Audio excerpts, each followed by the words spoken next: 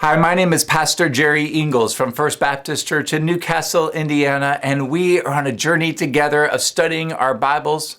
I'm writing a short devotional thought on every chapter, and I'm sharing those with you. Today we're looking at Psalm 116. During my first 2 decades of pastoral ministry, I have buried a lot of people whom I love and respect, the saints of Jesus' church. Psalm 116 verses 15 to 16 captures my imagination of what it must be like for those brethren who have entered into their eternal rest. And I quote, "Precious in the sight of the Lord is the death of his godly ones. O Lord, surely I am your servant. I am your servant, the son of your handmaid. You have loosed my bonds." Often, when I conduct funeral services, I read this passage in its full context, which means I start in verse 12 and conclude with verse 19. So take some time right now and read that passage. I want you to experience what a beautiful liturgy it is. It's a call and response of God's salvation for us and our commitments to Him.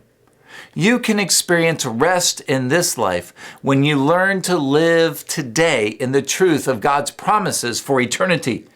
Years before her passing, Carol Hyatt, one of our dearly beloved saints, shared with me that Psalm 116 verse 7 was her life rhythm verse. And I quote, "Return to your rest, O my soul, for the Lord has dealt bountifully with you." How much more has she experienced the fullness of this promise now that God has loosed the bonds of her mortal body?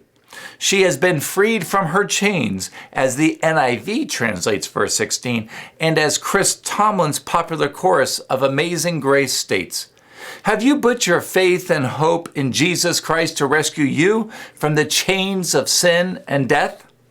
Seize the moment and pray Psalm 116, meditating upon God's amazing grace. How sweet the sound that saved a wretch like me. Live freely from sin and the fear of death because Jesus has loosed your bonds so that you may experience rest for your soul for eternity and in the unforced rhythms of God's grace for your life today. Read Matthew 11, verses 28 to 30. Seize the moment.